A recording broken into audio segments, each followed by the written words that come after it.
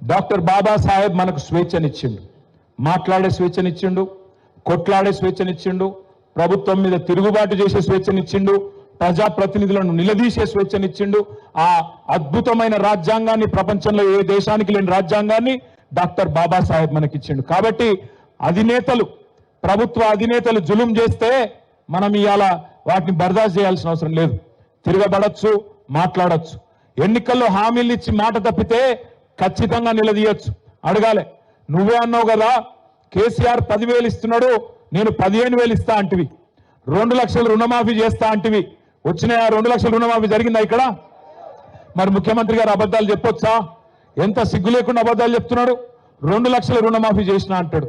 మొదలు నువ్వే మీటింగ్ పెట్టినావు డిసెంబర్లో, 23 డిసెంబర్లో మీటింగ్ పెట్టి ఏం చెప్పినావు? రుణమాఫీ కావాలంటే 49,500 కోట్ల రూపాయలు అవసరం పడుతుందని చెప్పి నీ ప్రభుత్వమే చెప్పింది. కానీ ఇవాళ వరకు నువ్వు ఇచ్చింది 11-12 కోట్లు మాత్రమే. మరి ఏ లెక్కనైతే రుణమాఫీ? చారాన కూడా కాలే ఎక్కడ కూడా.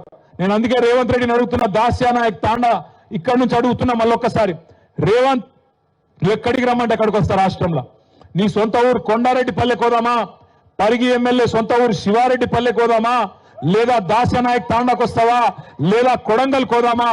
ఎక్కడికైనా సరే ఏ ఒక్క ఊర్లోనన్నా 100% రుణమాఫీ జరిగిందంటే నా ఎమ్మెల్యే పదవి కాదు, రాజకీయ సన్యాసం తీసుకొని వెళ్ళిపోతా అని చెప్పుకుని నేను చెప్తా ఉన్నా. గిన్ని అబద్ధాలు, గింత పచ్చి అబద్ధాలు చెప్పుడు ఒక ముఖ్యమంత్రికి శోభనీయది, అది మంచిది కాదు. నేను చెప్తున్నాడు ఇంకొక అబద్ధం, రాష్ట్రంలో రైతు కూలీలందరికీ 12,000 రూపాయలు ఇచ్చేసినట. ఈ తాండాలో ఉండే రైతు కూలీలందరికీ వచ్చినాయి ఆ పైసలు?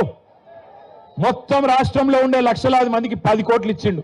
కానీ అందరి ఖాతాలల్లో టకీమని 12,000 వేసేసినా అయిపోయింది అని చెప్పి నిన్న ముఖ్యమంత్రి గారు చెప్తా ఉన్నారు.